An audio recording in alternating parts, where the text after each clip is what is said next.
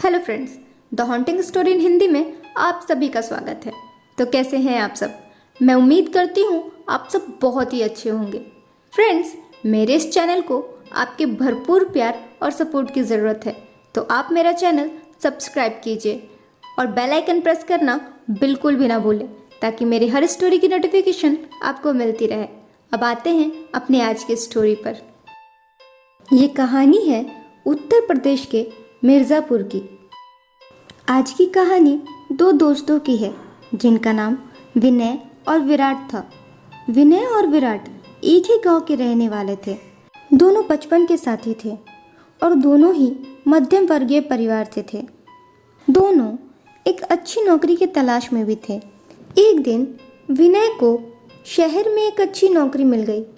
विनय अपनी नौकरी से तो बहुत खुश था, लेकिन उसे उस शहर में बहुत अकेलापन महसूस होता था। इसलिए उसने सोचा कि क्यों ना वो विराट को भी अपनी कंपनी में ही नौकरी दिलवा दे। इससे विराट को नौकरी भी मिल जाएगी और साथ ही साथ उसे एक साथी भी मिल जाएगा। ऐसा सोचकर विनय ने विराट की नौकरी के बारे में अपनी कंपनी के मालिक से बात की। कंपनी का मालिक विराट को नौकरी पर रखने के लिए राजी हो गया। कुछ ही दिनों में विराट भी विनय के साथ नौकरी करने शहर चला आया। देखते देखते दोनों ने इतनी तरक्की कर ली कि उस शहर में एक घर लेने का फैसला किया। मगर घर इतने महंगे होते कि उनके बजट से बाहर होते। तब दोनों दोस्तों ने मिलकर अपने बजट के अनुसार घर की तलाश शुरू कर दी और कुछ ही दिनों में उन्हें एक ऐसा घर भी मिल गया जो बहुत सस्ता था और उनके बजट में भी था। दोनों ने बिना देर किए उस घर को तुरंत खरीद लिया।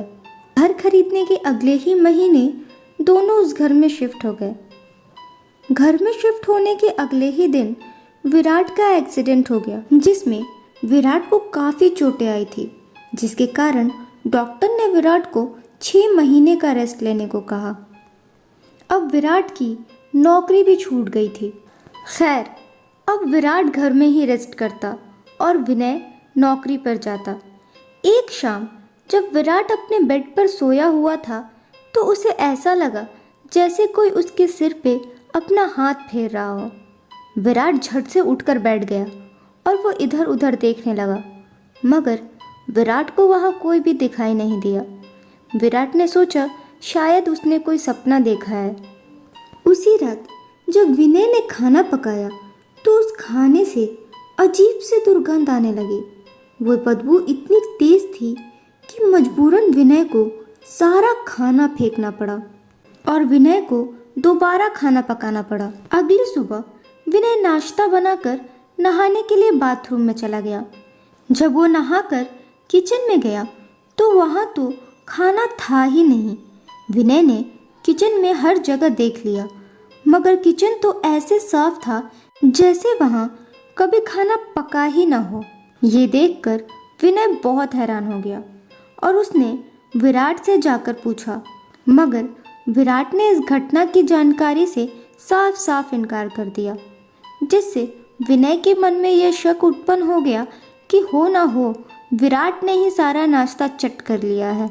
और वो गुस्से से आग बबूला हो गया और उसने अपना सारा गुस्सा विराट पे निकाल दिया और वो बिना नाश्ता किए ही ऑफिस चला गया। शाम को जब विनय ऑफिस से घर लौटा तो वो खाना पकाने के लिए किचन में गया तो उसने देखा कि किचन के प्लेटफॉर्म पर वही नाश्ता पड़ा है जो उसने सुबह बनाया था। मगर आश्चर्य की बात ये थी कि वो नाश्ता पूरी तरीके से सड़ चुका था और उसमें कीड़े लग चुके थे। ये देखकर विनय को बड़ा आश्चर्य हुआ कि सुबह पकाया हुआ नाश्ता शाम को इस तरह से सड़ जाए कि उसमें कीड़े तक पड़ जाए। विनय ने झट से ये बात विराट को बताई। दोनों दोस्तों को ये बात बिल्कुल समझ नहीं आ रही थी कि आखिर इस घर में हो क्या रहा है, क्योंकि वो जब भी खाना पकाते उस खाने से अजीब सी बदबू आती, या फिर वो खाना गायब हो जाता, या फिर वो खाना सड़ जाता। इन सब घटनाओं से दोनों दोस्त बहुत परेशान हो गए थे। एक रात जब दोनों दोस्त सो रहे थे तो विनय की नींद खुल गई और वो उठकर पानी पीने के लिए किचन में गया। जब विनय पानी पी रहा था तब उसे ऐसा लगा जैसे कोई परछाई बड़ी तेजी से उसके सामने से गुजरी। विनय भागकर किचन से बाहर आया मगर वहाँ कोई भी नहीं था। विनय को लगा कि ये उसका वहम है और वो चुपचाप जाकर अपने बेड पर लेट गया। अभी विनय लेटा ही था कि उसने अपने कमरे की छत पर किसी को उल्टा चलते हुए देखा। ये देखकर विनय की डर से चीख निकल गई। विनय की चीख सुनकर विराट भी जग गया। विराट के पूछने पर विनय ने सब कुछ बताया। तब विराट ने कमरे की लाइट ऑन कर दी और कहा, देख यहाँ कोई भी नहीं है, तू खामखा डर रहा है, ये तेरा वहम है। तू दिन भर काम करता है इसलिए तू बहुत थक गया है, तुझे आराम की ज़रूरत है, अब तू सो जा। मगर विनय को पूरी रात नींद नहीं आई। अगली सुबह जब विनय ने नहाने के लिए बाथरूम का शावर स्टार्ट किया तो शावर से पानी के बजाय खून आने लगा। विनय खून से लथपथ हो गया। अपने आप को यूं खून से लथपथ देख विनय डर के मारे बाथरूम से भागता हुआ बाहर आया। भागते भागते विनय फिसलकर फर्श पर गिर गया। यूं विनय को फर्श पर गिरा देख विराट भी वहां पहुंच गया। विराट को अपने सामने देख विनय ने बाथरूम में घटी घटना विराट को बताई और बोला, देख मैं खून से लथपथ हूँ।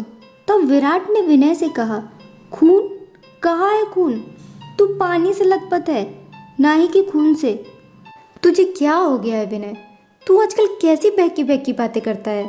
कभी कहता है तेरा बनाया हुआ सारा नाश्ता मैंने अकेले ही खा लिया, कभी कहता है बेडरूम की छत पर कोई उल्टा चल रहा है, कभी कहता है शावर में पानी के बजाय खून आ रहा है। मुझे लगता है तू काम करके बहुत थक गया है, तुझे आराम की ज़रूरत है। एक काम कर, आज तू ऑफिस मत जा और घर पर ही आराम कर।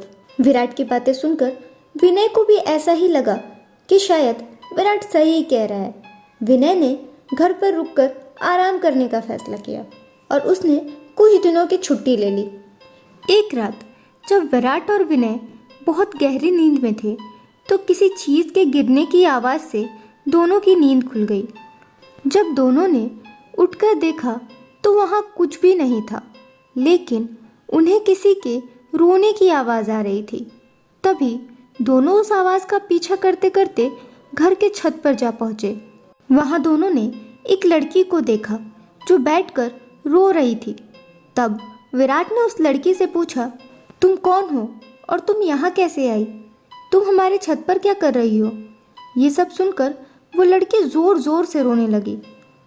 तब विनय उस लड़की के पास गया, लेकिन जब वो लड़की विनय की तरफ मुड़ी तो उसे देखकर न सिर्फ विनय के बल्कि विराट के भी होश उड़ गए। उस लड़की का चेहरा पूरी तरीके से जला हुआ था और उसके पैर भी पीछे की तरफ मुड़े हुए थे। ये देखकर विनय और विराट दोनों डर से कांपने लगे। इससे पहले कि विनय और विराट वहाँ से भाग पाते, उन्हें भूतों की एक टोली ने चारों तरफ से घेर लिया और कहा कि तुम दोनों जहाँ रहते हो वो तुम्हारा घर नहीं बल्कि एक कब्रिस्तान है। जब विनय और विराट ने चारों तरफ देखा तो वो घर एक कब्रिस्तान के बीच में था। विनय और विराट को ये समझने में देर नहीं लगी कि ये घर कब्रिस्तान के ऊपर बना हुआ है और ये जो भूत हैं वो इस कब्रिस्तान के ही हैं।